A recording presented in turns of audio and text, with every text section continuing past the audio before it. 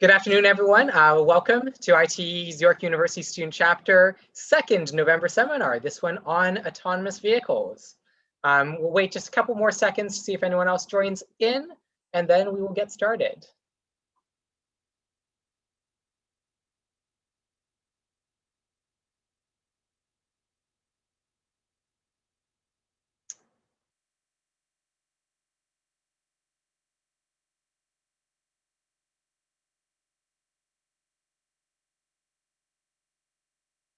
All right, so welcome. Just a little bit about the student chapter before we get started. We have 3 speakers lined up for you today, and I'll talk about them in just a second. But first, a little bit about us. So we are the ITE's York University Student Chapter, ITE standing for the Institute of Transportation Engineers. We are York University's community of transportation professionals, hosting seminars, software tutorials, and in better times, field trips, volunteering, and other social events, some of which are member exclusive. Membership is free to join. If you are a York University student, you can scan this QR code right here, and that will take you to the joining page for us on campus groups. You can also follow us on LinkedIn, Twitter, Facebook, etc. And if you're watching on YouTube Live, you can also hit the subscribe button below to be notified of any upcoming webinars and other content as soon as it gets prepped and posted. You can also visit our website at www.ite.club.yorku.ca. All right, so for today, we have 3 presenters lined up, each of them from a bit of a different style of discipline, all related to autonomous vehicles. So today we have Mehdi Nouranjad, our very own professor from York University. We have Shagithya from the city of Toronto. And we have Abby from Kittelson Associates. So she'll be delivering the, forgot the word right off the bat, the consulting perspective. So we have an academic perspective for you, we have a municipal and government perspective for you, and we have a consultant's perspective for you today. So with that, I will introduce Mehdi Nouranjad. So Mehdi is an assistant professor at the Civil Engineering Department of York University. He received his PhD from the University of Toronto and worked for 2 years as a postdoctoral fellow at the Rotman School of Management. Mehdi's research focuses on optimal planning and control of transportation systems in smart cities with autonomous vehicles. He has published his research in several peer-reviewed journals, and he is on the editorial board of Transportation Research Part E, Logistics and Transportation Review. His research on autonomous vehicles has also received media coverage and is published in several outlets, including Forbes, University of Toronto Engineering News, Popular Science, Design Quarterly, On Global News, Gizmag, Science Daily, and Tech Explore. So it's going to be quite interesting to see what he has to bring to the table for us today. Mehdi, the floor is yours if you'd like to start screen sharing.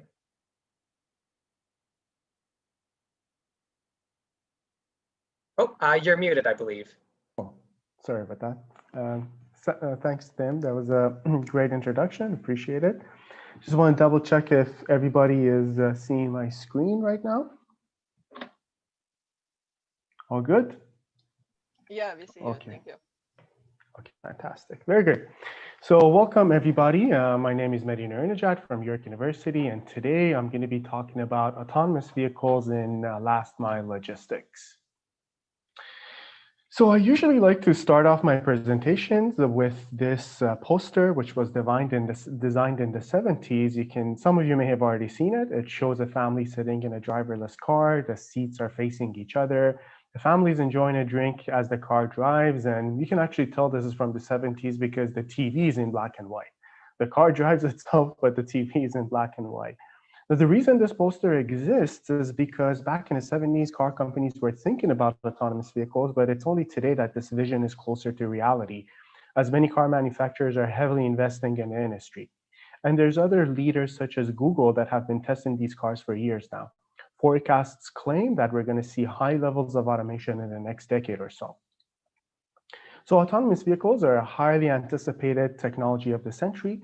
They have these sensors installed on them that makes them aware of their surroundings, and they have algorithms running on the board, which allows them to replicate how a human being drives, how a human being accelerates, brakes, and turns. Now, to understand the essence of their impacts on our future, you have to think of in terms of the 3 C's: connectivity, comfort, and collaborative consumption. Connectivity allows these cars to share information with each other and drive more smoothly with synergy. Comfort is because we're going to experience more comfort because there's no longer a need for drivers, there's no longer any steering wheels, and the layout of the cars will change to make this a more comfortable experience for us. And collaborative consumption, which has been very popular in the last decade because of the rise of ride-sharing and car-sharing services, will also be promoted with the arrival of autonomous vehicles. So these 3 C's together will affect the fate of autonomous vehicles and how they affect us. So connectivity, as I said, leads to smoother traffic as vehicles share information with each other regarding the state of traffic, information related to accidents around, which allows them to make more efficiently orchestrated lane changes, and allows the cars to make better use of on and off ramps when entering and exiting freeways.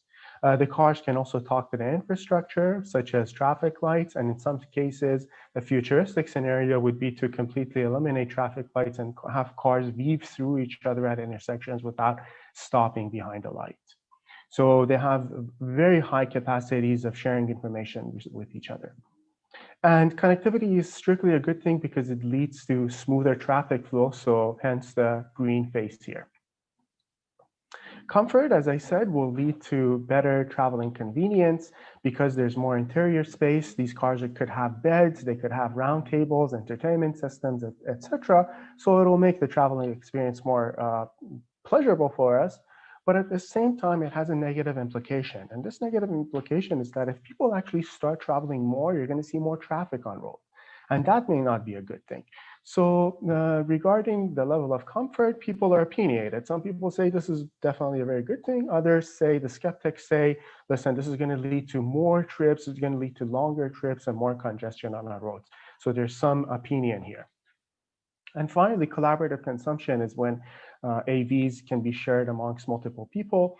Autonomous vehicles will be very detrimental in that aspect because what would happen is you can think that Uber or Lyft's cars in the future are going to be automated.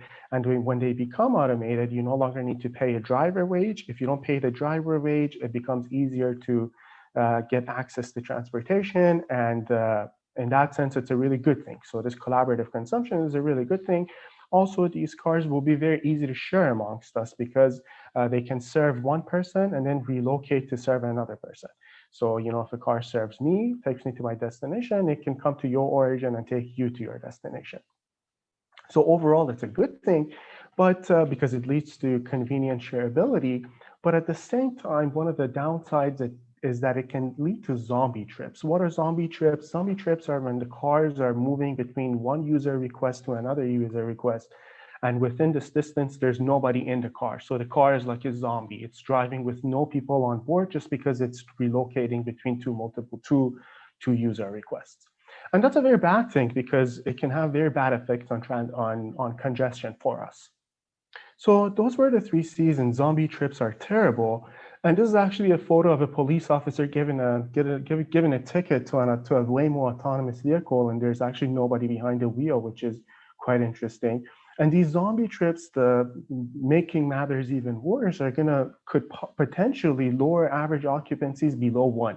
So I believe in Toronto right now, average vehicle occupancy is 1.5, which is already really low. But if you inject these zombie trips on your roads, what happens is vehicle occupancy could go down even less.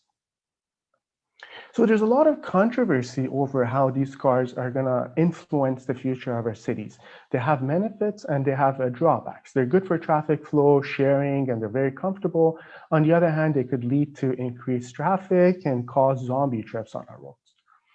So what I'm going to do in the first part of my talk is I'm going to talk about the economic aspects of these cars and the economic trade-offs that they pose. And I'll try to answer the question of, are autonomous vehicles actually a good thing or a bad thing? And this is actually the link to our paper if any of you are interested in looking at some more detail on this.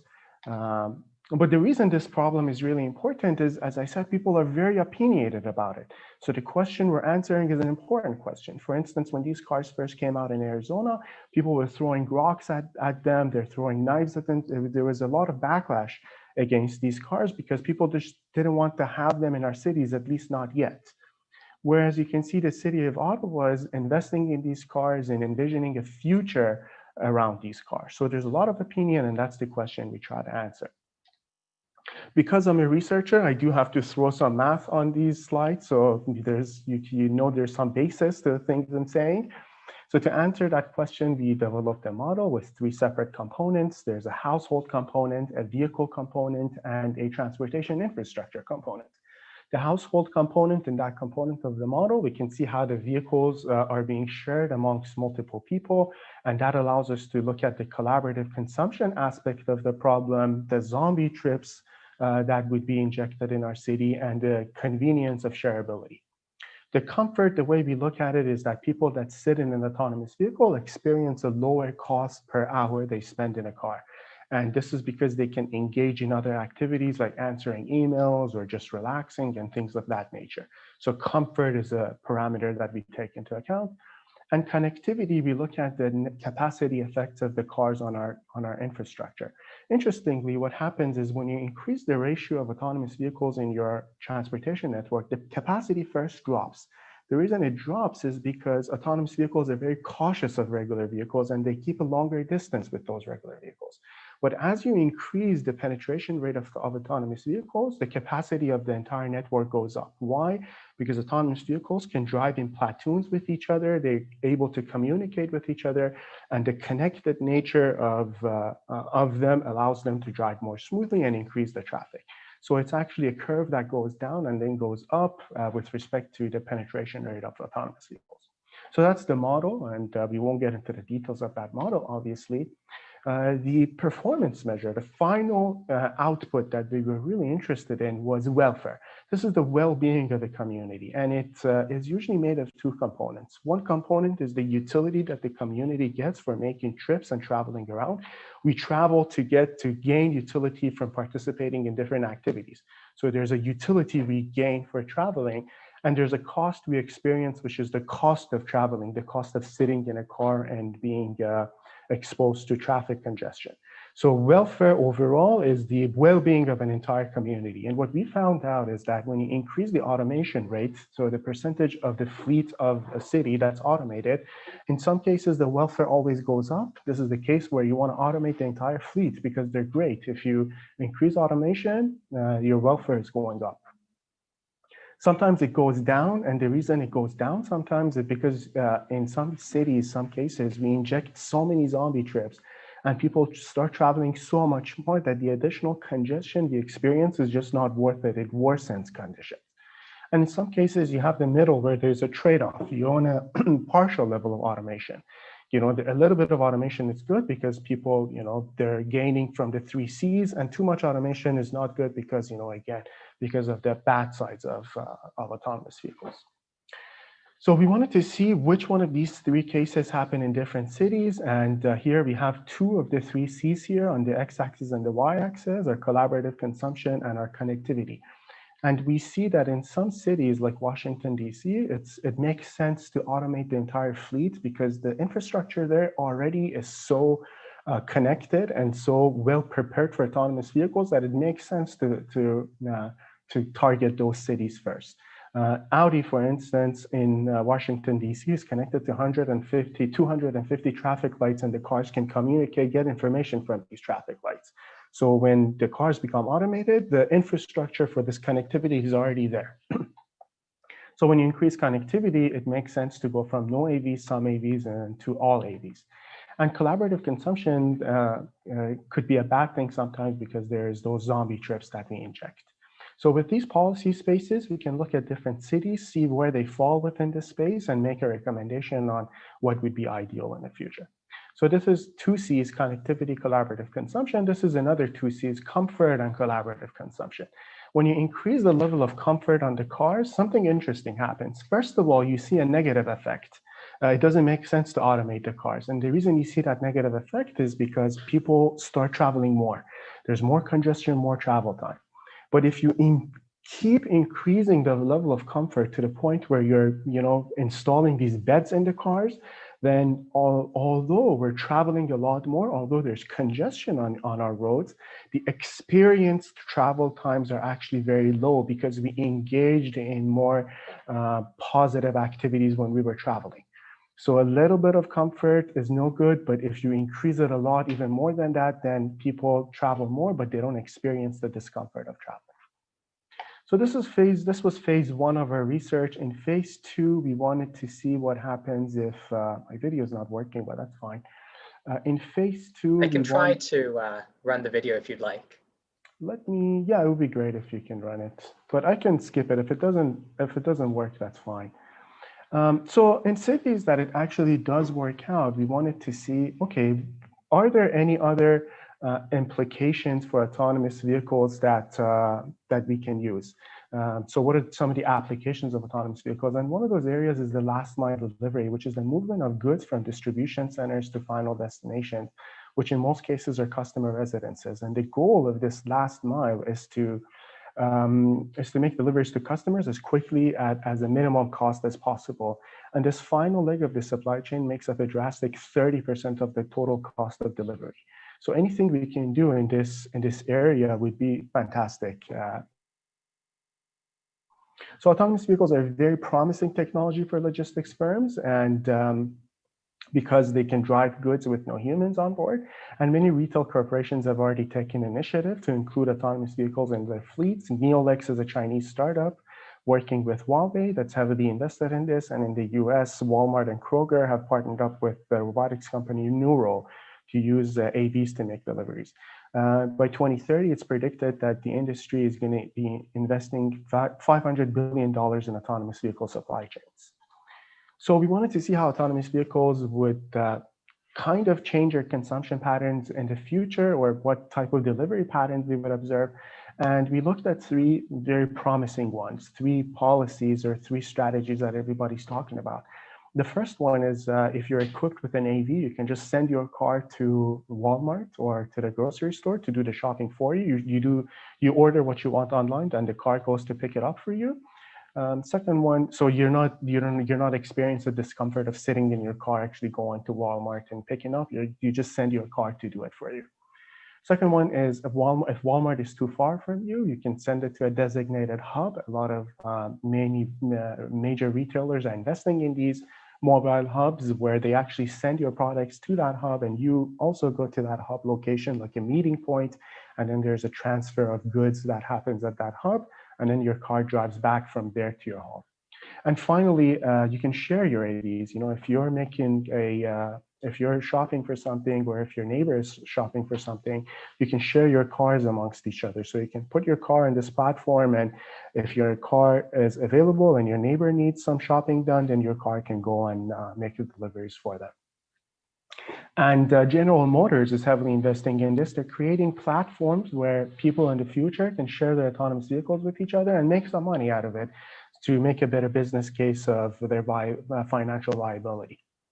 So we wanted to look at these three different policies. And what we did is we first looked at a very stylized model for assessing this. A stylized model is an abstraction of reality without all the details. And this is good.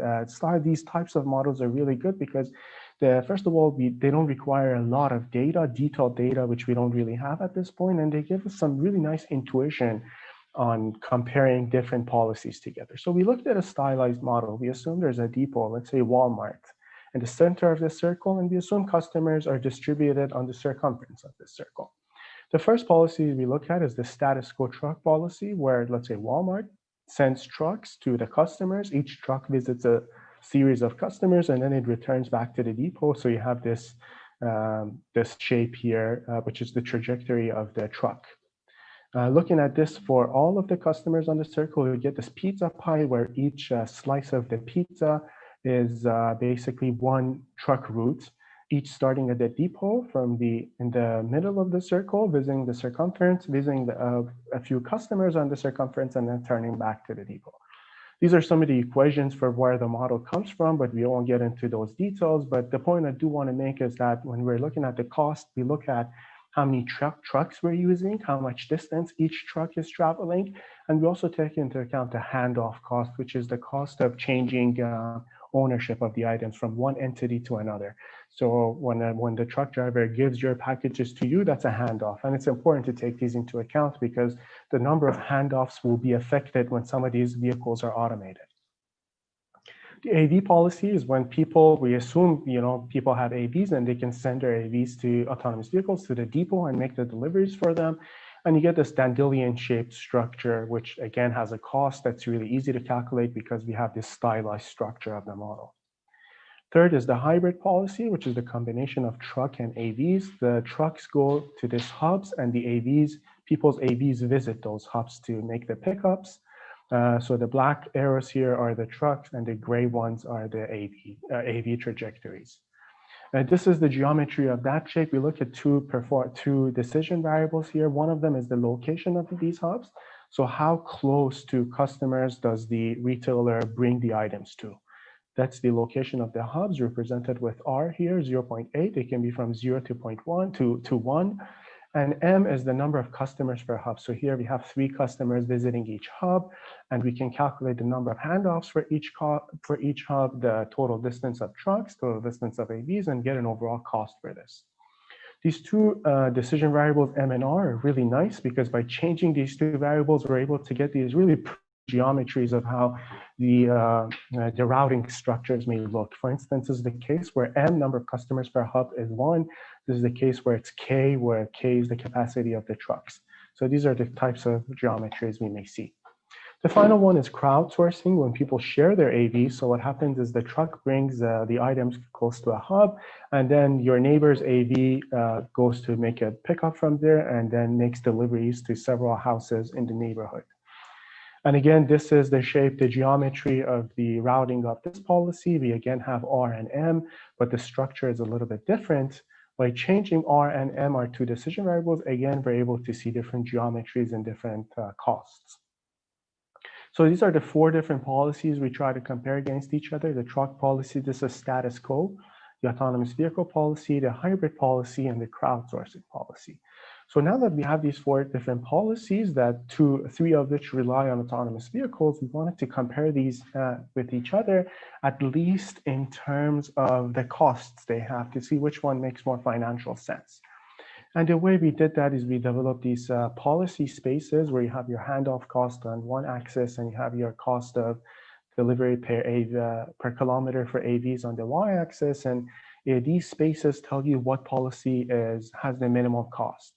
So the truck policy, when the AV cost is really large, right now it makes sense for us to be using the truck policy, the status quo truck policy, because the cost per AV kilometer is really, really large because we don't have mass production yet. But moving into the future, if we're able to lower the cost of AVs per kilometer, we're able to capitalize on these other policies as well.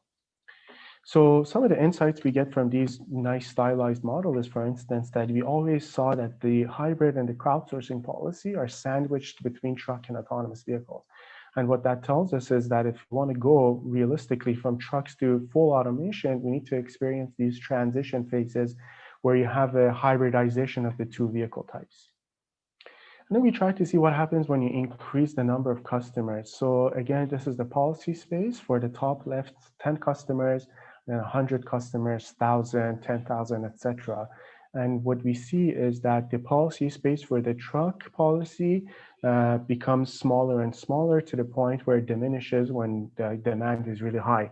So the asymptotic conditions of these policies tell us that when we're serving many, many users down the line, it makes more sense to get rid of the truck policy and look at some of these hybridized policies instead.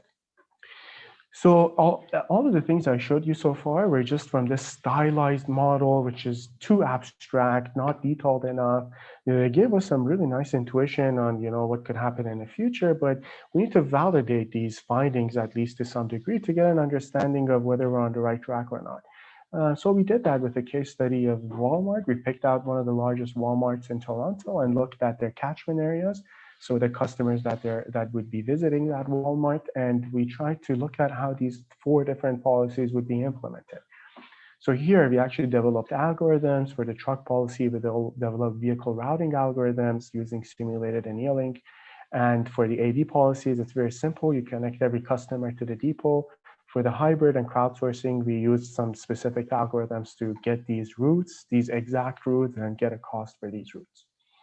And this is actually what we found. This is the policy space for the realistic case study. And we can see that it's very similar to our stylized model.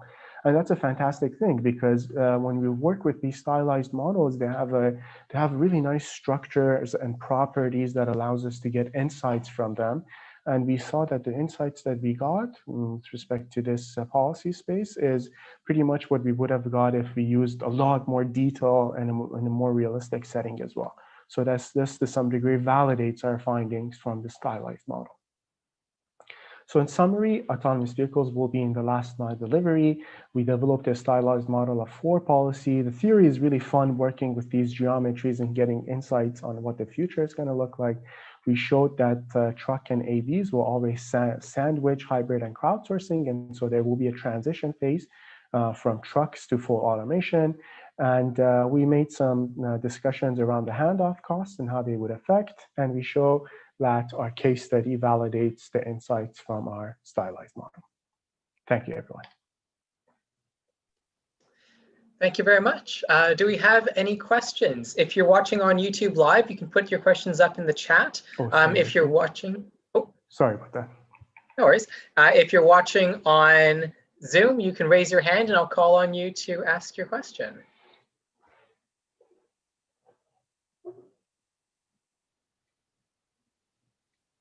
I'm not seeing any questions, but I actually do have one of my own. So in this case, I saw that you focused on freight, which is actually interesting because everything I personally think of, because I'm a transit and passenger kind of guy, I approach everything from a people moving perspective, if you will. But seeing that the hybrid model seems to take over that transition process in almost every scenario makes me wonder, because here you've got your hub as being a distribution center and your spokes as being the delivery locations. Could this model be similarly applied to, say, looking at passenger transportation and perhaps indicating something like a hybrid of using transit or metros as your hybrid high density truck, then autonomous vehicles for the last mile to get people directly to their homes? With Definitely. the hub, of course, being a absolutely. And this is a very interesting point that you're mentioning, and it's a big problem what you're referring to, how you create synergy between public transportation and autonomous vehicles or mobility on demand. Currently today, even without autonomous vehicles, we do have that issue. Because the question is, do you want Uber and public transportation to compete with each other, or do you want them to complement one another? And so the policies that you implement around the integration of these two will affect how easier it becomes for people to get from point A to point B. So this particular model would not be applicable to that problem, but the one you're referring to is actually a very hot topic right now in transportation.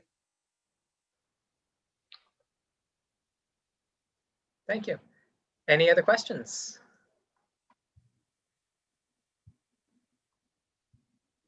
So let me ask from some of the students here their thoughts on this type of a stylized model. I'm curious to hear your thoughts on it.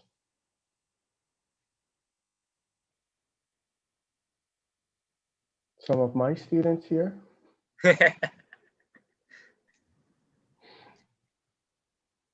Okay, that's okay. We can reconnect offline. Professor, actually, I don't want to jump on this right now. We can, I just, I'm trying to digest what you have explained, try to understand that, then we can chat it later. We can, if we have time at the end, we might go a bit over time. We can bring everyone back together for a big Q&A at the end. But after each session, I think what we'll do is we'll do a short Q&A if there's something pertinent to precisely this. Oh, I do have a comment on YouTube Live. This question is, why do you think there's so much backlash from road users in some regions against AVs?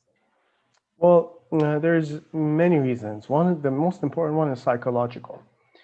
And people are, there's an interesting story that when when the first car came out, people were very worried because they were used to riding horses and carriages, and this was a huge new technology for them, and there was a lot of backlash when the first car came out. And today, you no longer see horses on streets, and in the future, there will be a point where if you want to drive your own car, you'd have to get out of the city somewhere where there's no autonomous vehicles, like a controlled area, and experience driving there. So that's what the future is going to. So there's a lot of psychological, um, you know, um, barriers here for people to just get accustomed to this completely new technology. But other than that, in terms of the economic side of it, there's a lot of worry, like I said, on how are these vehicles, are they going to create more traffic? There's going to be zombie cars on the road. Safety issues are a huge concern because, there's worries right now. Liability is a huge concern. If there's an accident, who's responsible for this? So there's a lot of questions that basically scares people and makes them unwelcome. I have a question for you, Mehdi, if I'm allowed to ask on here. Absolutely, please, definitely. Yeah, so really excited about the stylized models, and I think it's something that we're doing in our work with some slightly different applications. But I'm coming from sort of more of a policy background and really wondering, have you started thinking about any of the policies that might be needed to help promote some of the different ideas that you had, so the hybrid model or things like that? Are there opportunities or any challenges that we'll need to overcome to encourage that type of travel or that type of development? Let me ask you something. Are you referring to this specific example of autonomous vehicles as freight vehicles, or more broadly autonomous vehicles and policies? Yeah, more the freight. So your specific study example of kind of getting to that hybrid approach, the hub and spoke, the shared driving, just wondering if there are land use policies that we would need to put in place or anything. Yes, definitely.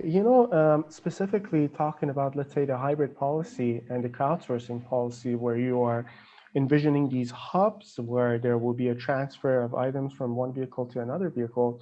There is actually some major courier companies that are currently pursuing this even without autonomous vehicles, where you can have these mobile hubs, and you can have a two-tier multi-echelon system where the trucks bring the items closer to your demand points to these hubs, and from those hubs you can have people on foot or people on bike come and to make the deliveries, pick up items from those hubs and make deliveries.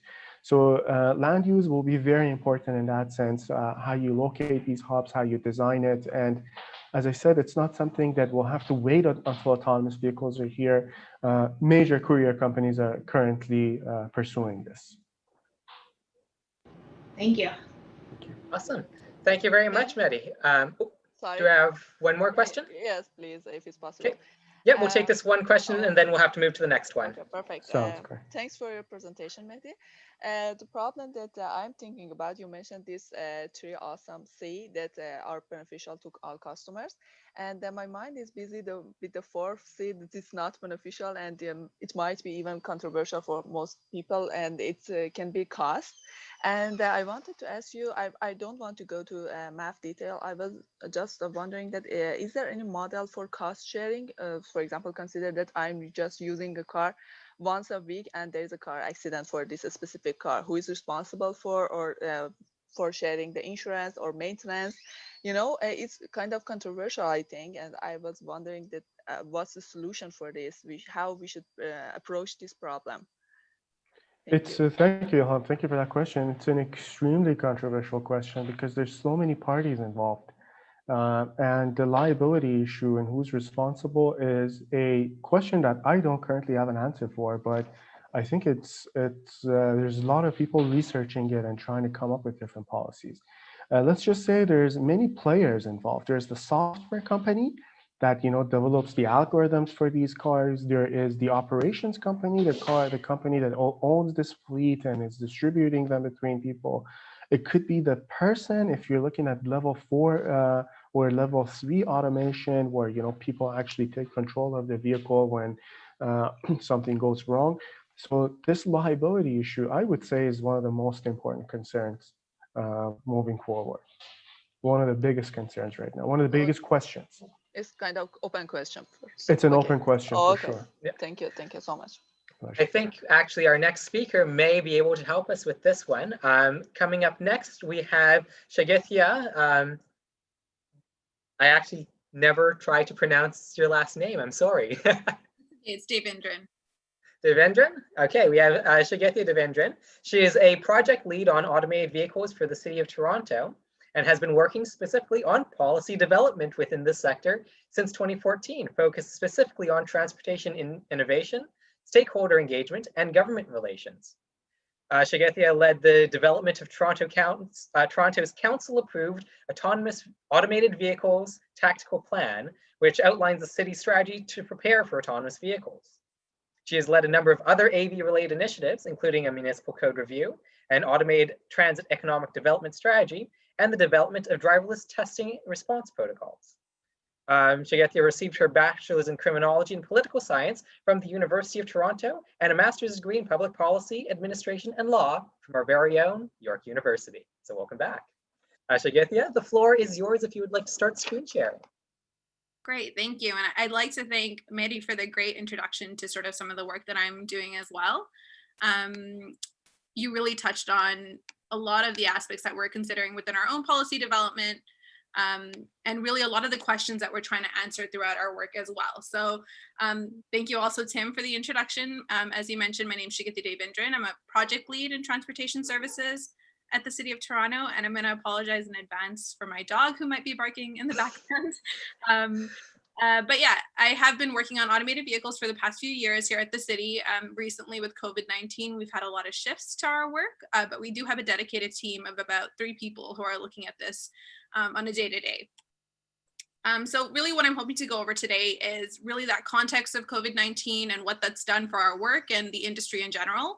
I want to go a little bit into some of the jurisdictional responsibilities. And I think that liability question was a great one because it's something that comes up quite a lot with our conversations with other levels of government. So I'm happy to address that at the end as well.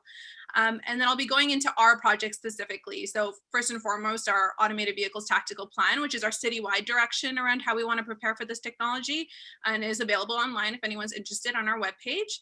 And then from there are actions over the next 3 years to really get things going at the City of Toronto and some of the major highlights around that. So again, putting things into context with COVID-19, really just wanted to share how the industry impacts have really impacted our own work here at the city as well. What we saw when this was first introduced in November of earlier on, but when March and things really hit the fan in March of this year, we saw a lot of postponed launches, a lot of pauses in development within the industry. Ford is one such example who postponed their service until 2022. A lot of people had to really shift what their business models could look like.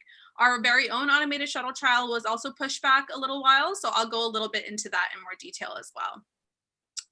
But we also saw a lot of great things happening within the AV industry. A lot of pilot projects were repurposed. We saw Mayo Clinic start using their autonomous vehicles to deliver coronavirus tests and medical supplies. We saw a lot of these companies shift to production and creating a lot of the things that are needed to deal with this virus. Contactless delivery became even more important. Automated vehicles really showed the need within the industry as well. So a lot of good things were happening in the industry as well. But we've recently seen things recovering. Beep has announced that their autonomous shuttle will expand to Tampa, and they're one of many companies who are back on the horse and trying to get things going.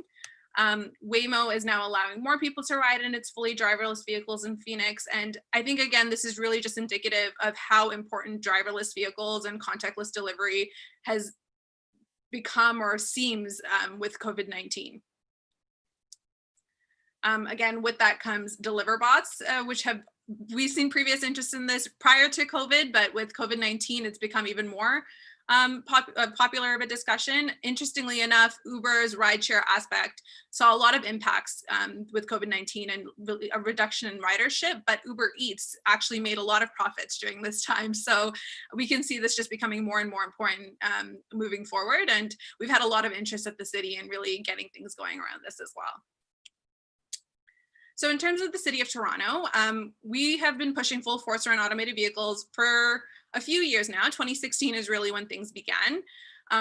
Prior to that, it was really a lot of staff discussions and strategizing. So understanding some of the opportunities and issues like Media discussed. Research is ongoing on those topics and they constantly change. So a lot of what we do is monitoring this research and really trying to create policy and action from that. This all occurs within our interdivisional working group at the City of Toronto, which I'll touch a bit more on as well. But I really just wanted to point to some of our council direction and how that's led the work we're doing. So in 2016, it was asked that we report on staff preparations, potential implications, and public acceptance of this technology. And that really led our research initiatives.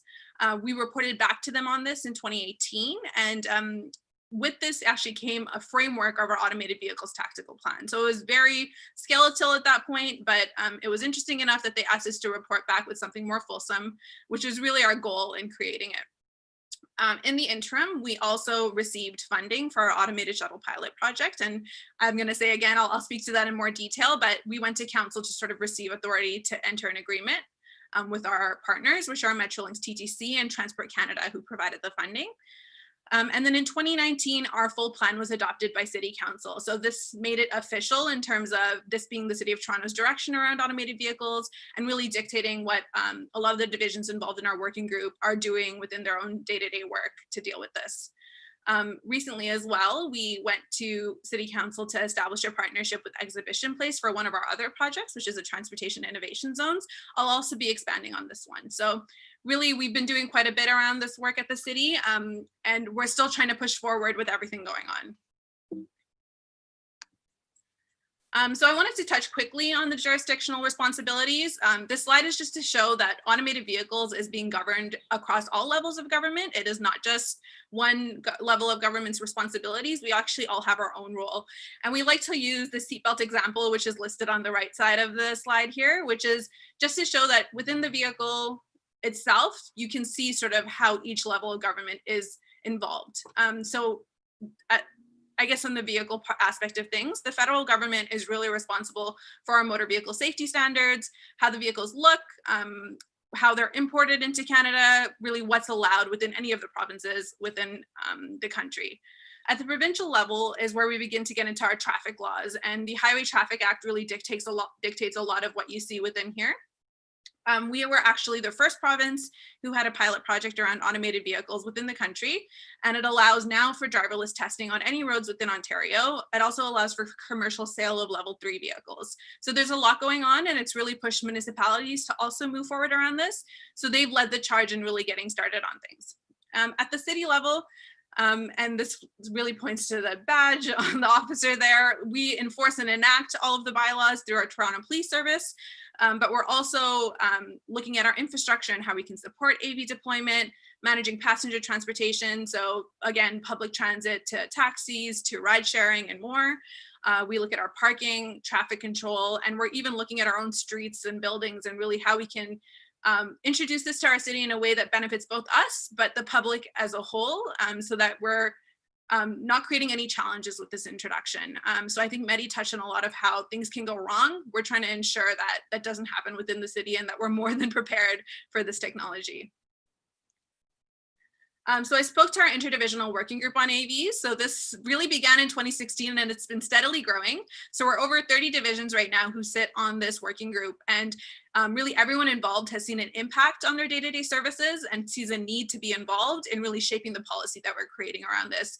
So we have everyone from economic development and culture to Toronto Public Health, Toronto Office of Partnerships, our revenue services division, who are sitting around the table with us and really helping create policies that reflect what they're doing within their own offices. So we are the Secretariat in Transportation Services and we host these meetings, but it's really a collaborative voice and understanding what's going on across the city.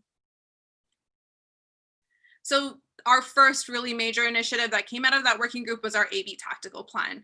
And it's built off of a foundation of our existing city policies and strategies. We know what our goals are as a city already through what's out there, but we wanted to fill the gap of what AVs might impact. So through extensive consultation, years and years of work, which I can expand a bit more into if you're interested, and is also available online, we came up with sort of 8 high-level directions that outline our actions around this strategy. So we are looking at the social equity and health impacts, the environmental sustainability impacts, the economic sustainability impacts, the privacy impacts, opportunities with road safety and security, integrated mobility, and transportation system efficiency as it relates to automated vehicles. So we have actions under each of these sections. We have about 80 actions that we as a city want to implement between now until 2050. And Mehdi spoke to our big year 2030, where we're going to see a shift potentially around automated vehicles and what that means for our city infrastructure. So we're really trying to work towards getting ahead of it, but also making it a place where we're really prepared for when, similar to the horse and buggy to the car, we go from the car to the automated vehicles in a way that suits the city's needs and the public's needs. So that's really our high level directions, but we also look at our own internal operations. So you'll see on the left, we have our public service vehicles, looking at how we can introduce AVs there. Also future-proofing our buildings and infrastructure. So we spoke a little bit about how we need to begin changing land use planning now. It's not something we can look at 10 years from now. So really understanding that, and then our data governance as well. So it's a really hefty document, over 100 pages, but you'll be able to look at some of the sections of interest for yourself there if you are interested. So this is all to say we actually have 5 key projects that we're aiming to do over the next 3 years that comes out of these sections. Our shuttle trial and our innovation zones, I'm going to speak a little bit more about, so I won't delve into it here. But we're also looking at testing response and incident preparedness. So this is directly in response to the provincial regulations around automated vehicles that now allow for driverless testing on our roads.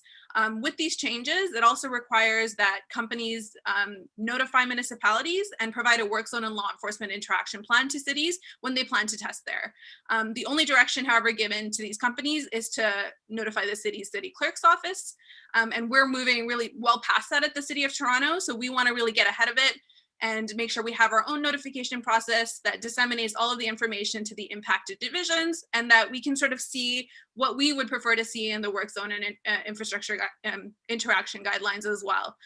So really trying to get ahead of some of these changes and not be surprised when a driverless vehicle is on our roads. Our 4th project is around human learning, which is about public education generally and engagement. Along with the pause caused by COVID-19 to AV development, we've also sort of had a pause on this. We want to begin educating when we start seeing these vehicles mixing with our own manual cars on the road, so that we have proper driver education and proper public education on what these vehicles are. Again, Mehdi talked about public acceptance of this, and understanding the technology a bit more is huge in public acceptance. So we want to sort of contribute to that as well. Our last major project is on research and development. And this is really sort of just an addition to what we've been doing. There are a lot of issues that we need to better understand.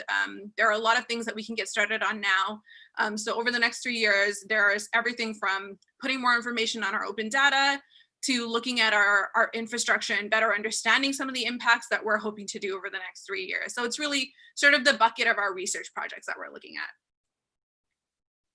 So I'm going to speak a little bit about our automated shuttle trial and our innovation zones in more detail. I think these are sort of our flagship projects right now and are super of interest. I will state Lindsay Wigginton, who's on our team, is actually the project manager of these 2 projects. So if there are detailed questions I can't answer, she will be able to, but I should be able to give a pretty good overview of what we've been doing. So around the shuttle trial, first and foremost, we at the city have always wanted to take a transit-centric approach to automated vehicles. We don't want to see more passenger vehicles on our roads with single occupants. We don't want to see those negative scenarios that Mehdi discussed, where we're getting more congestion and more people out on the roads in ways that we don't want to see. So pushing our transit and introducing automation into our transit is sort of our first step in trying to prevent that. So with that in mind, we applied for funding to Transport Canada's program to advance connectivity and automation in the transportation system. I think it was back in 2017 or 2018 to conduct this trial, and we were awarded that funding. We applied in partnership with TTC and Metrolinx, so we always wanted this to be a collaborative sort of project. And it's meant to connect local residents to and from either a TTC or GO station. We've decided on a GO station, but our intent was to do one or the other. So really, this type of first and last mile transit service is meant to be offered as a convenient alternative for residents who might otherwise drive to the transit stations, creating, again, more local traffic, but also parking lot demand that might not be there. We've seen a lot of increase in construction around parking lots at the GO, and if we have alternative choices like this, we can potentially reduce that. But aside from that, it's also meant to be learning for us. So understanding these zero emission shuttles, how efficiently they run, how they work within our system, and really trying to test that out within a real world mixed use environment. So our location is actually listed directly on this slide. So we are aiming to connect to the Rouge Hill GO station. And this was decided for a number of reasons. First, it's close proximity to a major transit hub, which was one of our criteria. A lot of the GO station users here also drive to the station, so keeping that in mind. And there are a lot of technical requirements at the city in figuring out a route like this and understanding that there may be issues. It'll be driving slower than some of these other vehicles. So just technically, this is the route that works well for us. So again, I've touched on some of our objectives, but we want to understand the technical requirements, the administrative requirements, the human response, and the value of automated shuttles to the transit system. So this isn't to say this is something we're definitely going to introduce to our system, but we do want to see how it works, how well it fits, and if it can be a supplement that really improves the way our existing system works. So we recently actually decided our vendor. So it is going to be the Local Motors Ollie 2.0 vehicle, which is, you can see right here. This vehicle's actually done a number of pilot projects internationally. There have not been that many that are in a mixed use environment. So in that way, we are going to be fairly unique. A little bit about the vehicle. It senses using LiDAR, radar, and cameras. It is electric and compatible with L2 and L3 chargers. It seats up to 8 people. We're also going to have an automated mobility ramp with side guards and wheelchair securements on this vehicle. And we aim to have announcements inside and outside the vehicle as well. In terms of the service plan, again, fitting that need of our rush hour congestion, we are aiming for weekday peak hour service. There will also possibly be weekend service connecting the GO station and Rouge Park. The operator will be Pacific Western Transportation, but we are going to have TTC and Metrolinx ambassadors on board. So continuing that role of our existing transit service and what we already provide as the TTC and Metrolinx does. It's meant to be a fixed route and fixed stops, and there will be no fare for this service while it's in trial. So you can come test it out once it's out there on the roads. So in terms of timeline, I'm just going to skip directly to where we're at. So we decided our vendor in September of this year. We're aiming to set up and test early 2021, and our anticipated service launch is spring 2021. So originally it was actually meant to be out right now, but it was pushed because of COVID-19. So this is our new anticipated launch date. So the last project I'll speak to is our transportation innovation zones. So this program will facilitate trials of new transportation approaches and technologies in the public right of way in specific geographical areas of the city. So really the benefits to the city and the public are meant to understand emerging technologies and approaches prior to implementation and regulation. We want to see it in a real world environment before it's out there for people to use, but also supporting economic development, including local, small and medium-sized enterprises. There's a lot going on in Ontario, especially within the GTHA around these kind of developments, and we get a lot of requests as a city. So this is really a way for us to address that as well. Newly, we're also trying to see if we can support COVID-19 recovery and rebuild within these environments and really testing technologies that can help out with that. The benefits to the participants or the companies is access to a controlled real-world environment for testing through a transparent and predictable process, demonstrating value and track record to investors, other businesses, city, and the public, and then access to evaluation partners as well. So previously, to do this kind of testing, we would have to go to city council, get authorities every single time. This sort of innovation zone project allows us to sort of streamline a lot of that. So our proposed process for the trials are first to find infrastructure to actually support the testing. So I mentioned Exhibition Place is actually going to be our first trial location, and this is already in the works. We've been working with them for quite some time in terms of getting that area up and ready as an innovation zone, and it already showcases new technology, so it's kind of the perfect place for us. But we are hoping to isolate other geographic areas where we can continue to test based on the needs of some of these companies. So what Exhibition Place might not have is a mixed use environment that some companies do want, so trying to find areas where we can do those different types of testing. From there, we would have a call for applications, and then admission is going to be decided based on some of our existing city goals. So not only within our tactical plan, but all of the strategies that really connect to some of this. So minimum requirements like safety, privacy, cybersecurity. We'll have liability and insurance requirements, of course, and then understanding that it's proven in a lab setting as well. The next step is, of course, the trials. And then we're also aiming to have evaluation partners, however. So we'll have the city evaluating, but the participant and other partners will also be able to. We're really looking at interested parties and how we can begin to do that. Our last step is really looking at advanced trials. So something more long-term, seeing where we can go from some of these smaller trials to something more fixed for the future.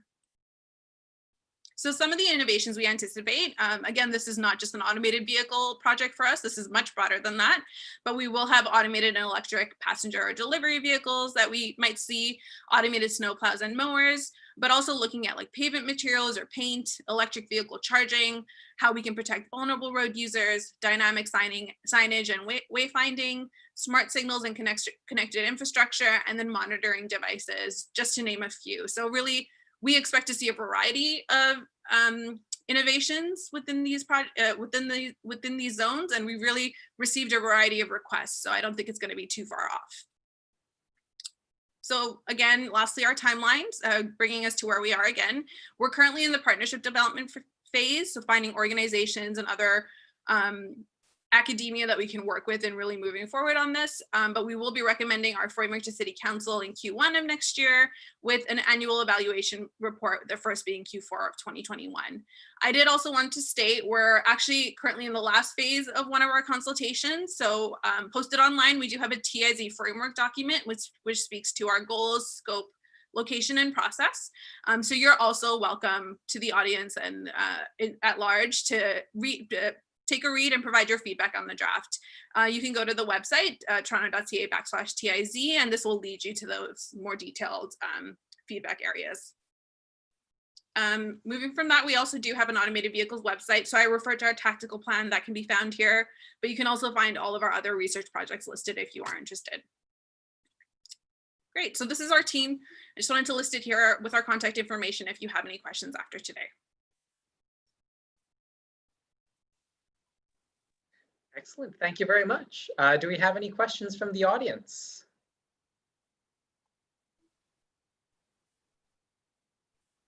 Excuse me, may I ask a question? Oh, sorry. Yep, Go ahead. Thanks for your presentation. I got super excited about the timeline that you just showed to us. And it seems that we are talking about Toronto as a smart city, right? And then if yes, would you explain a bit how you're collaborating with other IoT projects like smart parkings or smart lighting, or do you collaborating with them, or no, you're just focusing on AV? Thank you so much.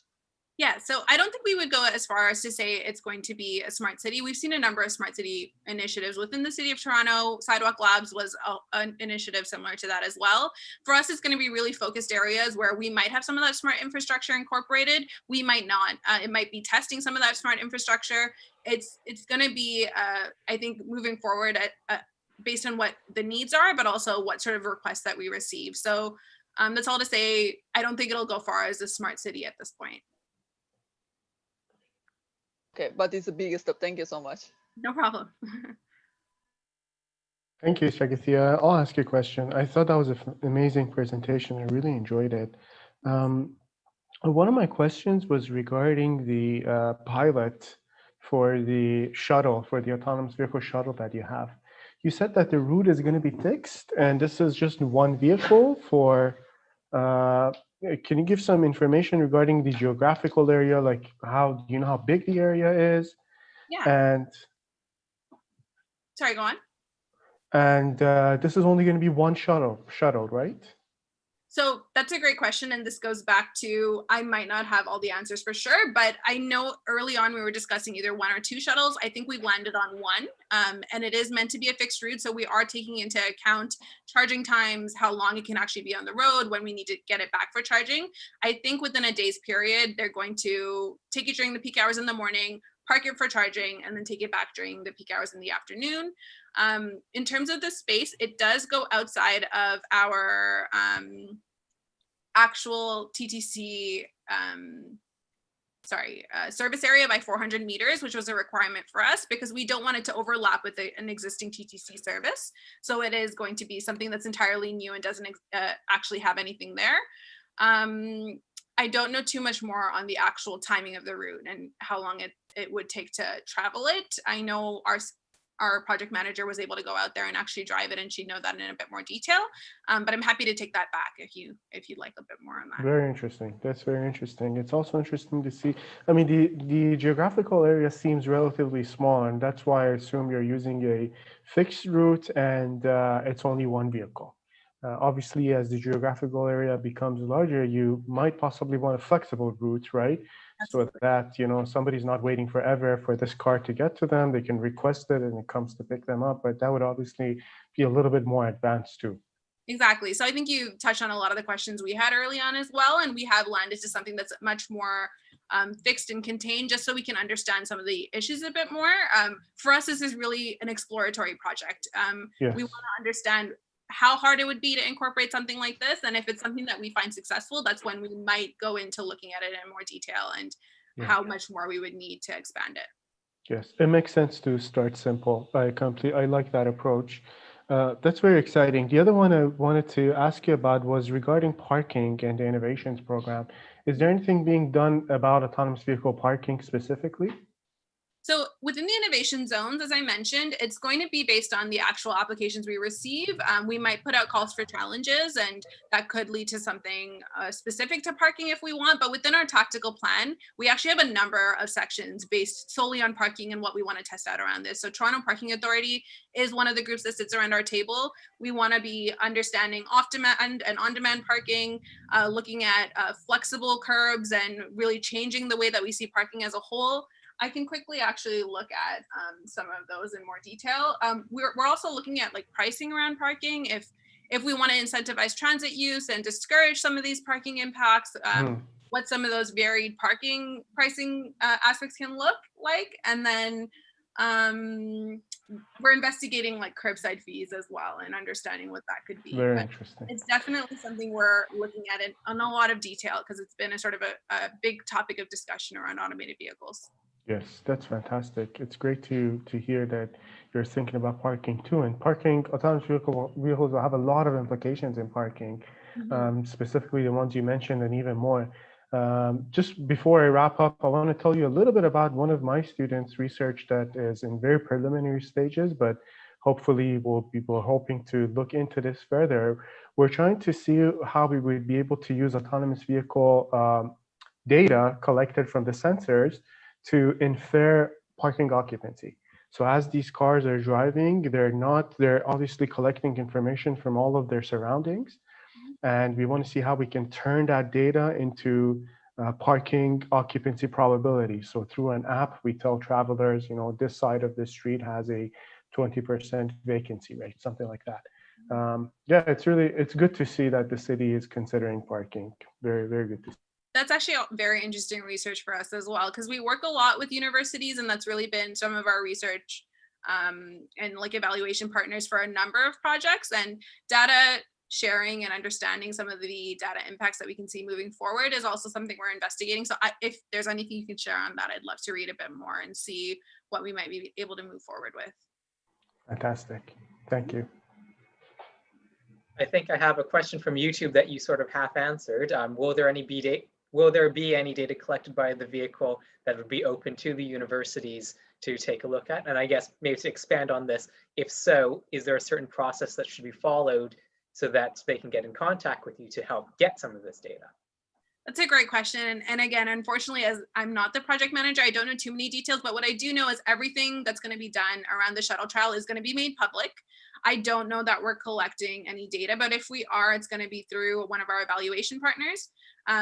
I think we're working with the University of Toronto and one other university on some of this in terms of actually collecting data and understanding it. But again, apologies, I don't know too much more than that. I can again take that back and ask Lindsay for a more detailed answer. No worries. And I think all the links that you provided, we will have that upload in the archived version so that people can go back and actually click some clickable links and be linked up with some of these people. Our team is super responsive, so I'm going to go back to the end. If you want to shoot us an email or even DM us, we're always available to answer questions. So feel free to reach out. Awesome. Are there any other questions? I have a personal question of my own. Not seeing any hands up. So my question is actually more towards the shuttle itself and specifically the capacity and the service design, because from what I understand, this is a feeder shuttle towards a commuter route. And I've seen how packed a GO train can get during the day or during peak periods. And my concern is sort of if your shuttle capacity is only 8 seated people, I'm going to assume maybe up to 15 with seated plus standees. Is there any concern that some people might not use the shuttle out of fear of not being able to get on? And if so, absolutely. Or is there like a backup plan? No, so that's actually been something that we've discussed quite a bit amongst the team, and there's definitely that concern that of reliability and actually being able to use it as a tangible service. I think for us, it's going to be once we get on the ground and see some of these service issues that we have, and it's expected that it's not going to go perfectly. Like a lot of these pilots are trialing and error, so we're really trying to understand that a bit more. But ideally, this doesn't become something that's just novelty and it can actually be used as like a feeder service to the TTC, but we can understand why the public might not see it as such. But with that being said, there's been a lot of engagement within the community already to introduce this. So they are very aware and actually very excited for the service to hit the road. So I think we will be getting a lot of people on the vehicle, we hope, once it's actually out there. I guess my word of caution, this comes from mostly me liking to play like transit planning video games and transportation video games. Make sure that you have enough capacity for the demand, because it doesn't take much. Like someone misses the shuttle because it's full and then they miss their train to work. That can have some impact. I think the other thing to say is there's not a lot out there in terms of these types of vehicles, and all of them that aren't are actually developed and ready to use and comfortable in mixed use environments have a smaller capacity such as this. Yeah. So in no way do we think this is going to be a full replacement for a lot of the congestion that we see, but we want to test out if it can be something that fulfills that need in the future.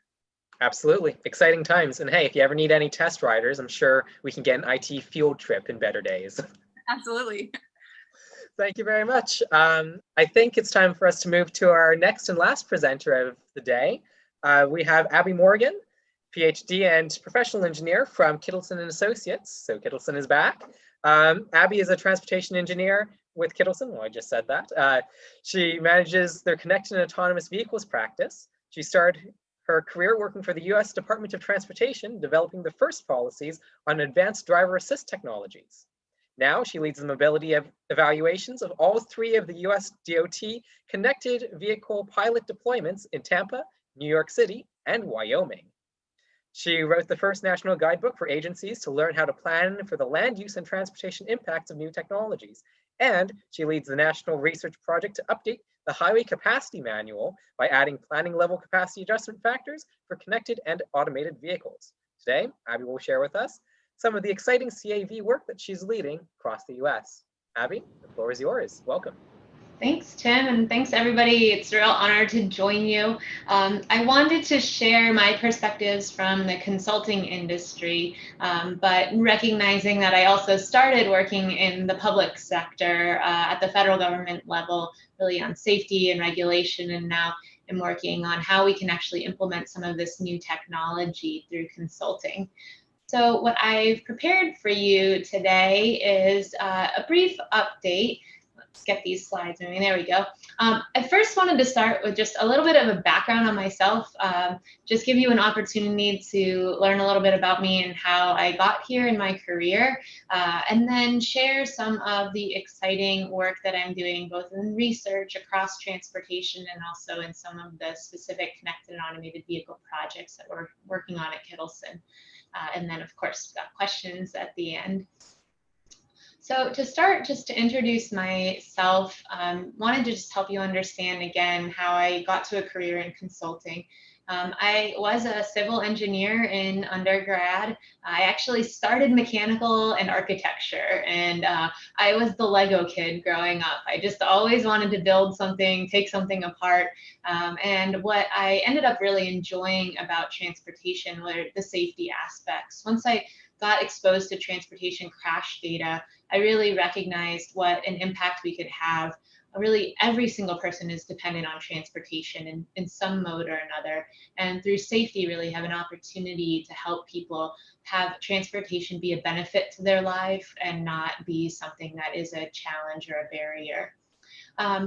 Just to give you another bit of examples of how I got here, I did really do most of my summers not at all related to transportation. I worked mostly in machine shops, machining fishing reels and lures. That was pretty much how I spent every summer. But I did have two interesting opportunities that helped me kind of navigate to my career. The first one was working with Federal Highway Administration. I did a summer internship program with them, and that was kind of my first exposure to the public sector work and what that meant. It was really neat experience for me to just spend one summer to get exposed to a totally different type of career path and help me kind of navigate what I wanted. So encourage you all to do summer internships if you can find them in your local agencies or abroad. I also looked for some transportation related shorter term, not a full summer, but shorter term type internship settings. In DC, we have the Leadership Development Conference, which was a way that we could get together and learn from many public sector transportation leads to help us just understand what a career could look like in the public sector of transportation. And I thought that was kind of a really neat crash course into just getting exposure to what a career could look like in transportation. And then throughout my career, I started as a transportation planner while I was finishing my master's. I then worked for the U.S. Department of Transportation in Washington, D.C. As Tim said in my introduction, I was really developing the first federal policies related to automated vehicles. At the time, it was just specific to automated braking, but really that was kind of the foundation that has enabled us to get where we are today. Really starts with braking. If you can't stop the car, we're not going to be going very fast for very long. So that was a really neat starting job. And then now I'm in consulting with Kittelson Associates, and I'll give you a quick rundown on some of the exciting work I'm doing right now. But I also wanted to just emphasize that I did not know everything when I started my career. To be specific, my first job was on regulating truck tires and air brake systems. And I had never driven a truck before. And we're talking 18-wheeler, large tractor trailers. So I really emphasize how I could get good at my job and learn what I needed to learn by actually getting out there and getting my hands dirty. I really fell in love with performance driving. And so I started autocrossing and doing some track driving, which was a really neat way to learn vehicle dynamics, which was the job I was responsible for. And rather than just reading textbooks and doing classroom work, which I was used to, really getting out on the track was a fun way that I could get exposure to a completely different side of engineering. And then kind of the coolest thing that ever happened, you might think that tires are sort of boring, but I actually got to write a speech that was supposed to be delivered by President Obama. Unfortunately, the US was dealing with a small thing called the fiscal cliff at the time, right before one of our government shutdowns, trying to figure out our economy and everything. So Secretary of Transportation then, Anthony Fox, was the one who finally delivered it. But it was pretty cool. I got to leave the office, get away from my computer, and actually go to the West Wing for a cool presentation, joint presentation with NASCAR that had I not taken my job seriously and been willing to start with some technology not everyone was passionate about, like tires, I wouldn't have had that really cool experience. So again, just learn by doing, get out of the classroom and really take advantage of some of the opportunities that you'll get throughout your career. So now I'm at Kittelson Associates, and just to give you a quick introduction to who we are, we're a transportation planning and engineering firm that really is focusing on solving multimodal transportation problems. So we're really trying to understand both passenger travel, freight travel, transit, bicycle, pedestrian. We really want to help use transportation to supplement our lives and improve our lives. We do have 26 offices across the US. We also have some folks remote working from Denmark. And I'm based out of the DC office, though I actually live in Florida. So we're kind of an interesting firm, really have embraced from the start kind of the remote working practice that all of us are now learning how to deal with during COVID. But Kittelson really is focused on two core values: to be outward focused, really helping not only our clients, but helping each other, helping our profession. And this outward focus and profession driven goal is really what helps us to grow our research practice, which is most of the project work we're doing in connected and automated vehicles.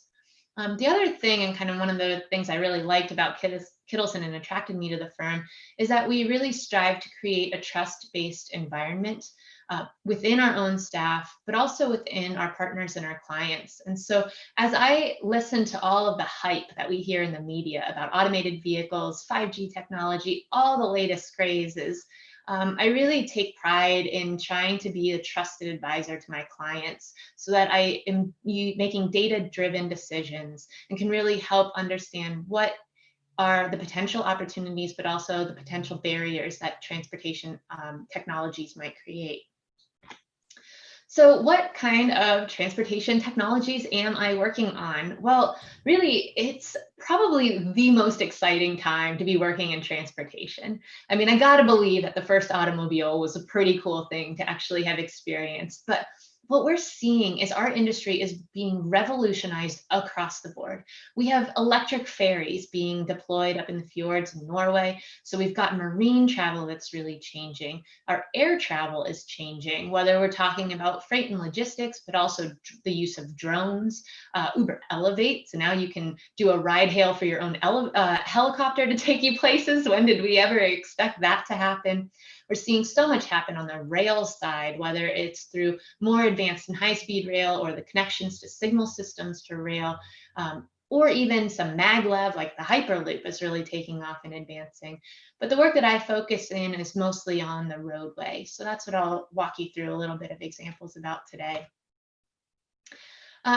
I got to finish a recent research project that was really neat.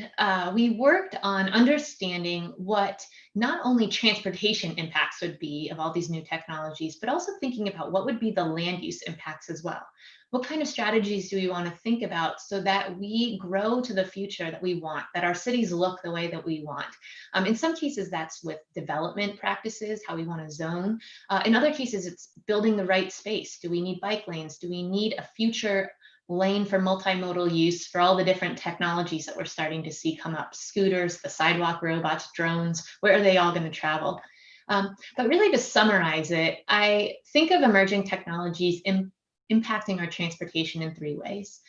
First, they can help us to replace our need for personal travel. And some examples of this could be web conferencing software that we're dealing with right now, coming to you live from a remote location. And we're all able to really take advantage of that to learn, to work, to get healthcare advice.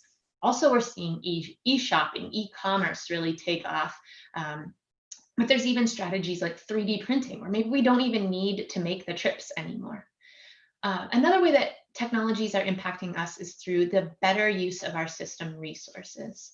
So in this case, and we've talked about it quite a bit today already, but that shared use of services. So whether that's ride hail services, making pre-planned trips and helping get that information in advance. And that service can really be for personal movement and also goods movement. And the last way that emerging technologies are really helping to influence our transportation and land use is through enabling better management of our systems. So how can a fleet manager or an agency use the Internet of Things to actually help to better manage vehicle fleets, operations, government services? What can we do on that end? So the big takeaway is that, as I said, this is an exciting time to be in transportation, but boy, do these new technologies have major impacts on our profession. If we really think about it, and Mehdi explained at the beginning that we're projecting that there can be some capacity improvements that happen through connected and automated vehicles, following it closer, travel distances, really giving us some opportunity there.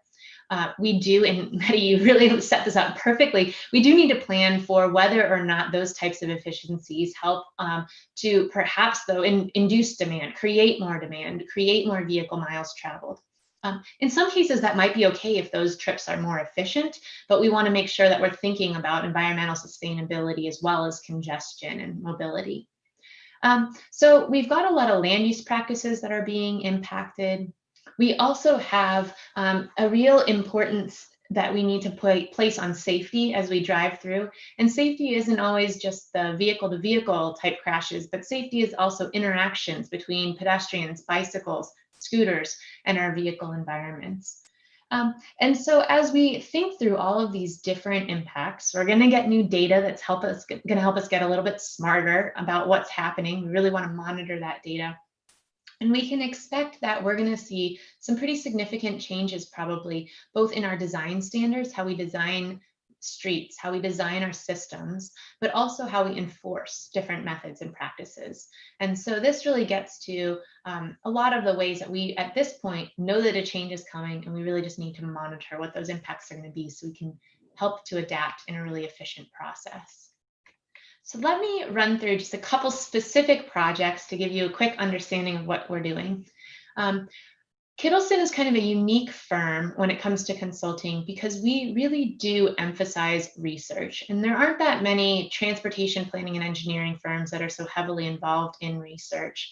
But what this gives us an opportunity to do is really to take ideas from start to end. So we have an internal innovation incubator. We call it our innovation kitchen, for trying to find a rhyme that rhymes with Kittelson was kind of tough. So kitchen's as close as we got. But we really start by promoting internal ideas and ways that we can bring new innovations into our project work each day. We just finished an equity challenge, trying to think about how we can make a more equitable approach to our project work through delivery or through engagement. That was a really fun thing to think about. I do a lot of work in our research area, and so I'm going to talk to you a little about some of the connected vehicle pilots we're working on. I also do a lot of work on policy and planning. I don't have an example for you today, but we can talk about it if you have questions. But we're doing a lot to actually plan out those automated shuttle routes. So you saw some examples there. Right now, pretty limited, but just by the battery technology and the range and how far they can go. It also is incredibly expensive to map out those routes. So again, keeping them short keeps costs down until we can find more efficient ways to do a really high detailed mapping of those routes. But all of this is also leading to changes to our design, and the highway capacity manual really helps us understand what's coming with capacity. And so I've got some examples of what we're doing on that end. And then ultimately we get into actual operations. And so similar to what we're seeing in Toronto, we actually have deployments in Lake Nona, which is also using that beep shuttle that Tampa will be adopting. And we've designed the transit route. So we brought our transit planning into perspective there to actually figure out how many vehicles do you need, what will be the service headway, and everything, and how we can optimize those systems. I want to start by saying, though, that technology is a tool. It's not necessarily the solution. So we want to really think about what are our goals, what do we want to solve in our areas, and how could technology be one of those tools that help us? So whether it's safety, mobility, land use, really what can we do to think through the ways that technology can be a valuable tool in our tool belt. So I think the most important thing, and we really need to stop and pause, and I think that we're at a great point in your careers because you're becoming professional problem solvers through your studies, but start by asking, what problem are you trying to solve? Until we can answer this, technology might just be kind of forced on us, but technology can really be an advantage if we first think about the problem we want to solve. One of the problems we're trying to solve right now is how we can improve safety and mobility. The US DOT has funded 3 pilot deployments for connected vehicles. So these aren't automated, they're just connected, but they're in Wyoming, the I-80 corridor across the entire state of Wyoming, focusing on winter weather and how can we give traveler advisories for extreme winter weather, crosswinds that are so strong that they'll actually blow a truck over. What about in a downtown area? In Tampa, Florida, we're working on signal management strategies. How can we detect connected vehicles rather than just having in-pavement loop detectors that are signals? What can we do if we can detect that vehicle sooner? So we're using microsimulation in each of these cases to actually model the environment and to show different levels of connected vehicle penetration. What can we see from a mobility standpoint? And we're seeing the same sort of thing happening in New York City, much more dense area, focusing again on traffic progression, but also on pedestrian safety and some other safety applications. So here we're using simulation. In our case, we're using the tool VisSim and AimSun to study microsimulation of these different environments. I mentioned before how we're updating the highway capacity manual. So in the US, we're required to do long-range plans that look out about 25 to 30 years. So right now, most of our municipal planning organizations are projecting our capacity needs out to 2050 right now, which is really difficult because let's just stop and think that about 5 years ago, none of us would have ever anticipated that we would be getting our delivery from Uber Eats most days while we're all stuck at home working remotely, not going to work or school anymore because of pandemic. So think about how much that has shifted overnight. And so now trying to project out, what do we invest in? Do we widen our highways because we think we'll have growth in 2050 when we know that our industry is just changing so much? So we're working on actual capacity adjustment factors, again, using simulation to project what those capacity benefits would be. But this has a real financial impact because agencies are deciding today how they're going to invest in the future. The other thing that we are really trying to help solve a problem with is what are going to be the land use impacts. And so COVID has been an incredible shift where before we had this fight for curb space from on-street parking, metered parking, and we were already seeing a little bit of friction with the ride-hail services, right? Coming in and out of the curb. Lately, we've been seeing scooter parking. Now, all of a sudden, maybe we need dedicated space in our public right-of-way for storage for vehicles like scooters, bike shares, things like that. We also have freight delivery that really needs to curb space to provide efficient loading and unloading zones. And now perhaps we need outdoor dining space as well. So how do we balance all of these different uses? What can we do to understand which of these is sort of a fleeting fad and which of these are going to actually be trends that stick around after COVID and as we move forward with new technologies? So we might not be ready to know all of the answers, but we can collect all of the data that's available to us and we can start monitoring that data to understand what's coming and what the impacts will be. So oftentimes agencies are asking right now, what on earth do I do with all of this CAV data? And they're thinking that maybe we're going to take that data and do exactly what we've always done, right? But if you look at this problem the same exact way, if you do the same exact thing, why would you expect a different outcome? So my challenge to you is not to struggle over the question of what are you going to do with this immense amount of data that is available to us, but what are you going to do differently with it? So let's start thinking not about historic crash studies where we wait and get 5 years of historic data to understand what can we do with real-time data? What can we do with real-time data at our signals to make on-demand decisions to help optimize our traffic systems? So let me give you 2 examples here. The first one is how we can use data to make data-driven decisions. So this is really important, especially with the public sector, when you're trying to prioritize investments and capital funds. How do we prioritize transit, auto ridership, bicycle and pedestrian, when we have very different data sources for all of these different modes and users? In some cases, just the scale of the maps is completely different. In other cases, our scale of our data is very different. So how do we compare these? How do we do an apples to apples comparison? When we've got data coming from all different agencies, all different providers, what do we do? Well, one thing that we can do is make a common data platform. And so we worked with, in this case, the Washington, D.C. Department of Transportation to take all of their different data sources, that monitor and measure mobility.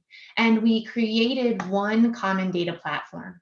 And this allows us in sort of a graphical map form to switch between users. So I challenge you, go to the districtmobility.org. It's actually a pretty cool dynamic map, but you can all of a sudden switch between whether you want a walkable community, where are the bike routes, how much delay does the transit bus have compared to the metro, how far do people live from transit? And we're able to kind of synthesize all that data into one platform. So now all of a sudden, we can make decisions from more of an apples to apples comparison, which is really helpful for a public agency. The other thing that we explained, this is my last example for you today, we talked a little bit about already on parking management. What can we do through parking strategies? Well, this again gets to how can we use new technologies to help us improve our system efficiencies? And one way we can do that is through our management of the curb. So parking management strategies are really interesting because they can help us to either collect data to do demand-based pricing, to incentivize perhaps transit, get people out of their cars, stop parking. It will charge you a little bit more because we want you to walk here, take the bus. But we can also see some really incredible advancements, maybe providing more accessibility to people. Now, all of a sudden, you don't necessarily have to have exact change anymore if you can use either credit card payment or a mobile app. What kind of things can we do to make parking management systems more accessible? Just want to think, though, that there are always some challenges that we have to think about. So are we creating apps that are multilingual? Does everyone have access to be able to use that app? Are we providing alternatives to credit cards or debit cards and banking so that an underbanked or an unbanked person can still pay and access an app? And then also, as we think through some of these technologies and kind of as we progress into the future, do we even have the foundational connection? Do we have high-speed internet going out to all of our communities? Do we have people who have data plans on their cell phones? Or can we think about alternatives to even a smartphone application that still is SMS text-based or whatnot? So really, as we think through how we can improve system management, we're doing this from a mobility perspective, but we're also really focusing on an equity and accessibility perspective as well. So I hope that that is a quick rundown on a couple of the exciting projects that we're working on. There are many more, but hopefully that gives you sort of a quick snapshot of some of the exciting work that you could be doing in transportation, things to look forward to. So thanks very much and happy to answer your questions. Thank you very much, Abby. Any questions from the audience, specifically for Abby?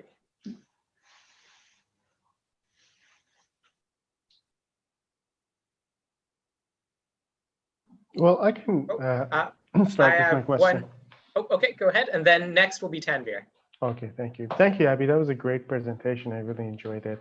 I was curious if this product that you've developed for integrating data from different sources, is this also scalable to different cities? And are you thinking about pursuing this? That's a great question. This was a real interesting project. It takes a lot. It's not simple to do this type of integration. Yeah, it's really challenging. I think and it has been done in other cases, but where we tried to really make this user-friendly was through the visualization component as well. So adding that in. At this point, I don't know that we have any sort of secret script that you could just simply apply to another city, but the practices are in place that we could then work with other cities to do. So yeah, we certainly have not found the secret weapon to make this an easy adoption, but I think it's something that we can work for. And once you've developed this platform, it becomes so much easier to keep it updated, which is really the exciting thing that a city can look forward to. It's going to take time, we're not going to lie, but then you have a platform that you can continue to update and build on. Yes, yes. You mentioned it perfectly, that the methodology is the same, but the implementation is different for each city. And that's because the data is so different for each city. And it's very difficult to, have, like you said, one secret recipe for everybody. So that was very interesting. Thank you for that. Thanks, Mike. Okay, next up is Tanvir. Hi, Abhi. Thank you so much. It's a really nice presentation, actually. I have a small query. You have mentioned that for your study, you guys are using Vism. Am I heard correctly? Yeah. Yep. Yeah. Vism. Yeah. Yeah. So no, my query is this: for the for the driving behavior modeling, what type of model you guys are using?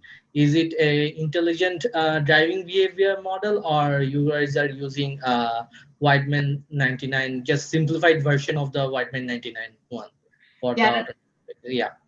great question, Tanvir. So we're working on two projects right now. Where we're using Vissim and we're thinking through driver behavior modeling. The one with the highway capacity manual, in that case, we were actually working with vehicles that we were assuming are both connected and automated vehicles. So we were working with vehicles that could cooperate and platoon together. We actually used our own scripts for that. We started with, so PTV now has integrated a default driver behavior model for connected and automated vehicles. We did stick with a lot of that. So PTV is focusing on some new terms that are kind of becoming common, but the conservative, normal, and aggressive behavior of drivers. So we did. They gave us actually 3 driving behavior on the software. Yeah. So yeah. So we did apply those same principles, but we also used our own APIs to adapt the driver behavior as well. In that project, I'm actually working with Joshi Ma of UCLA. He was with the University of Cincinnati. He's now at UCLA. He has worked for years, even on the Karma program that Federal Highway Administration is funding. So we actually are using Joshi's algorithms for a lot of this, because in some cases he's really gone beyond some of what PTV was designed to do. So we're working with him on that. And then what's interesting on the connected vehicle side for the US DOT's connected vehicle pilots, now we're not talking about automation. We're just talking about driver response for mornings or driver response. In our case, in one example, if we think about a signal system, so some of the sites are deploying signal system, there's no interaction with the driver. The driver doesn't get a warning, it's all signal control. So in that case, we're choosing that we won't need to change the driver behavior parameters for the connected vehicles as they interact with that application, because they are just a probe data source. They're not getting any of the feedback from it. So we're using different approaches in those two studies, really focusing the difference in being a connected vehicle only or a connected and automated, and how we are choosing to model them differently. Thank you so much, Abby. It was really nice. I recently there was a conference on CAV modeling in TRB. So no, I heard about the Karma project on that, and I heard that there was lots of study. There have collected lots of data actually about the connected autonomous vehicle, how they are behaving and how the reaction, how we should model. That's how I know about that already. Yeah, thank you so much. Thank you. And yeah, Tanvir, I would say that is one of the most important things that we need to recognize is right now there has been such limited data. And so even the Karma program, when we were starting this project a couple of years ago, the data source was 3 equipped vehicles. So they ran them a bunch, but it was 3 well-equipped vehicles. And so, how many assumptions are you going to make? That's not putting a commercial vehicle in the hands of a normal consumer, where we don't maintain our cars and we break speeding laws and everything like that. So, I think it's going to be really interesting that we are very mindful of the assumptions we make in our research and in how we apply our findings. And I think that unfortunately, we're going to also need to be a bit patient to wait for some of that data, because we're going to learn so much once these vehicles get in the hands of real consumers. And I think, seeing these pilots are the best example. And Tim, you were kind of saying, what if you miss it? Do you even trust it again? Do you want to use it again? All these are questions that we're going to have to ask. And so getting technology into the hands of users, but also into the hands of agencies. We got to learn, how do we even maintain these systems before we go and convert our entire bus fleet over, So this is a slow process. It's a learning process, but it's exciting. So. Yeah, I really agree with you. Suppose I heard about one project on autonomous shuttle pilot, which held in Calgary just last 2 years actually. And from that project, I think in one of the project presentation conducted by Fahad, I think Sakita knows that person very well. Yeah. In that presentation, I heard that actually, even if we allowed autonomous vehicle with the lower speed, people are actually feeling scared. They want someone to attend them at least. They don't want a ghost ride. Yeah. This is a really concerning issue. Yep. So I think we're seeing the vehicle speeds are a really interesting thing. And just to share, because this was my background before I joined Kittelson, but we were actually working on how do we regulate, how do we allow these vehicles? And so you'll see that there's a lot of synergy around these sort of golf carts, but really nice type, low speed, small shuttles, battery operated and everything. And there's a reason behind that. These vehicles don't have brake pedals and they don't have steering wheels. And in the US, our standards, and Transport Canada has very similar standards on the safety side. We have a brake test. And if you're going to operate a vehicle on a public road, it needs to pass a brake test. And the way that that brake test is written right now is that you will push the brake pedal. Well, what do you do if there's no brake pedal? So the way that both the US and Canada will work on our certifications, it's to self-certify. Each manufacturer does their own testing, and it's their own responsibility to say that they comply with the different standards. And how do they do that when there isn't even a brake pedal? So we get around it because golf carts don't have the same requirements. And so we actually have a definition for a low speed vehicle that has a maximum operating speed of 25 miles per hour, because in retirement communities like Arizona and Florida, people wanted to drive their golf carts on the city streets. And so we created a vehicle class to allow that. And it has much fewer safety standards. There's no airbags in a golf cart or anything like that. So there are safety standards, but they're very limited. And so all of a sudden now these manufacturers have found, it's been an interesting loophole that they were able to promote these vehicles through. But what we're starting to see is that that vehicle definition doesn't meet our requirements anymore. And it's even been a problem because we want these vehicles to have air conditioning or heating.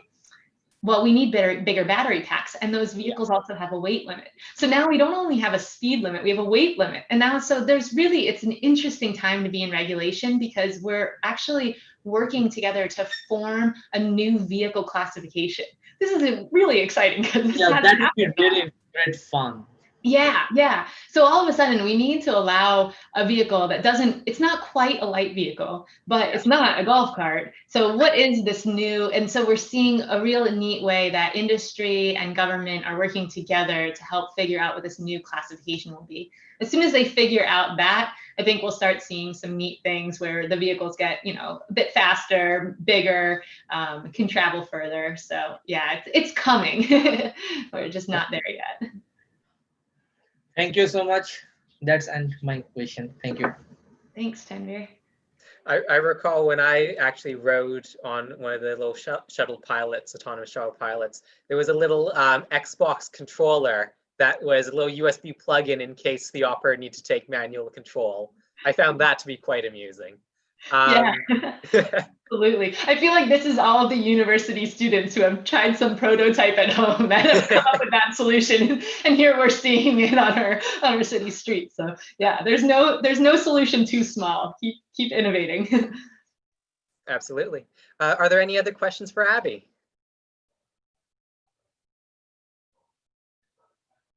I'm not seeing any. I think we have a couple. I know we've gone over time a tiny bit, but if there are any questions for everyone, I have a small question for Sakit actually. Sorry if I pronounce your name wrongly. I'm sorry about that. Yeah. The question is, I know that you guys from City of Toronto, we are planning for lots of shuttle testing in the Durham region. But I have a small query on that. How we will run the shuttle testing during the COVID situation? Because it's a scenario that anytime we got the transmission, COVID-19 transmission. So how we are going to maintain that? That's a great question. And I will say this is our first shuttle, so I'm not entirely sure what Durham Region's policies are going to be, but what we've created, and again, Lindsay would be happy to expand on this, is a series of criteria before we even get to that point of actually getting the shuttle on the ground. So we have a minimum standard of where we would like to see the cases at before we get this vehicle on the ground, but we're also going to be implementing new sanitization policies, both on the TTC's end, but on the vehicle manufacturer's end as well. So really looking at ways in which we can incorporate some of these new COVID needs into actually getting on board some of these vehicles. So there is sort of a list of definitely sanitization issues, but also a minimum standard of where we want to see the virus at before we can even get it on the streets. I have one more query. Sorry, I didn't ask that earlier. I push all the questions in for the end. No That's problem. How actually I can grab more ideas and more questions saying that. For you, my next question is, all of we know that currently GM Motors is planning to expand their business in Canada, in the Ontario mostly. And are we, as GM is also one of the future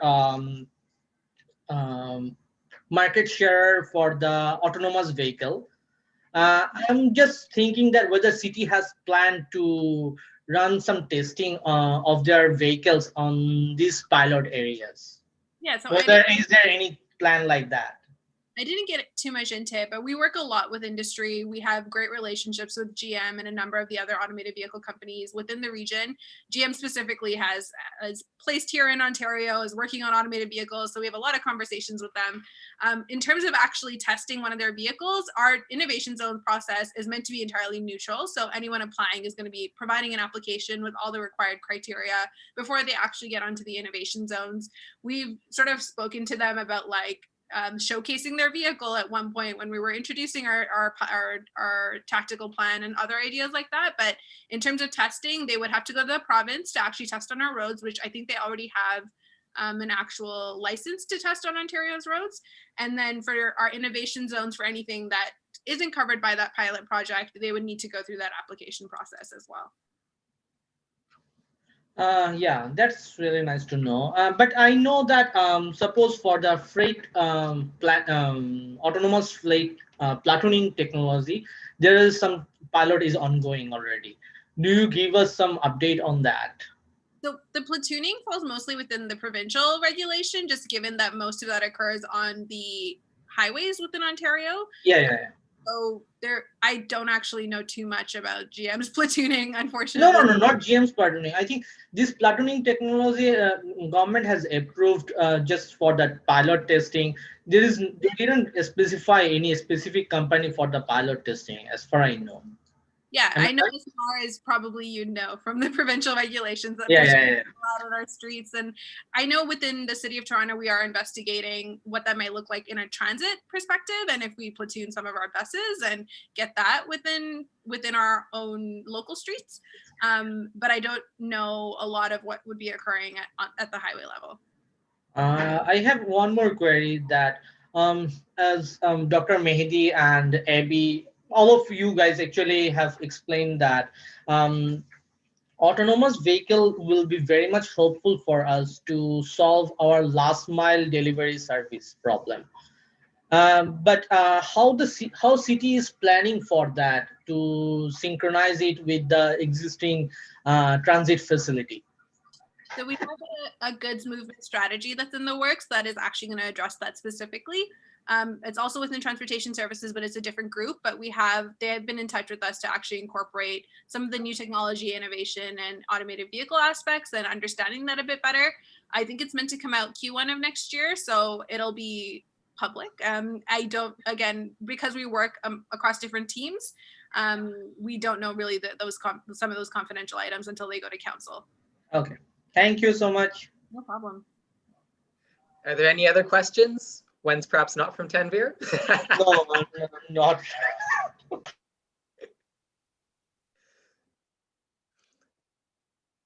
Any other questions at all? No? Okay, in that case, I'm just going to say a quick thank you to all of our presenters. Thank you, Abby. Thank you, Mehdi, and thank you, Shagithya. Sorry, I'm going to keep on keep on having trouble with that one. We have a couple of announcements before we bring today's meeting to a close.